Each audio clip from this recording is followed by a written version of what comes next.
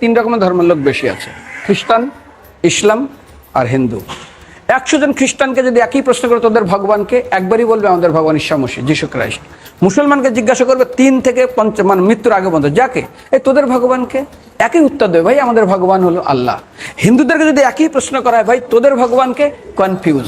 100% Hindu 100% confuse, জানে না ভগবানকে। দ্বিতীয়ত, যদি তুমি মুসলমানকে জিজ্ঞাসা হয় তোরা মসজিদে কেন যাচ্ছিস, ওদের শিখানো হয় মসজিদে যেতে হবে নামাজ আদায় করার জন্য। সপ্তাহে ওরা 100% একদিন মসজিদে যাবেই। তুমি যদি খ্রিস্টানদের জিজ্ঞাসা করো তোমরা কেন কোথায় যাবে, কোথায় যাও না, আমাদেরকে একদিন তারা চার্চে যাবে। কেন?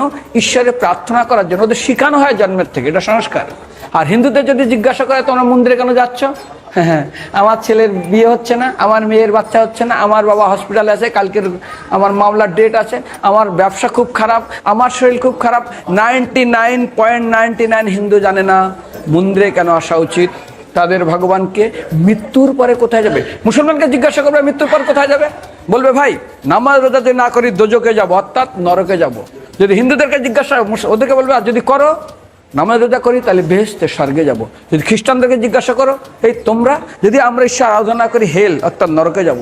যদি বলা হয় যদি করো ঈশ্বর আরাধনা তাহলে তোমরা হেভেন স্বর্গে যাব। আর হিন্দুদেরকে বলে যে তোমরা মরার পরেই 99% হিন্দু এটাই বলে, মিথ্যাই বলে, আমার বাবার সাজ্ঞানে স্বর্গে গিয়ে বসেছে। তোর বাবা কি জমি কেনা আছে নাকি স্বর্গে? তোর বাবা জমি কেনা আছে যে তোর বাবা মরার পরে স্বর্গে গেছে, হোয়াটসঅ্যাপ করে দেখি এই যে অ্যাটাচ বাথরুম টয়লেট আমি একদম ভালোভাবে পৌঁছে গেছে, তোর বাবা স্বর্গে গেছে, জানিস তুই? আরে মৃত্যুর আগে এত কষ্ট পায়, এত কিছু করে, মারার পরে আমার বাবা স্বর্গে গেছে।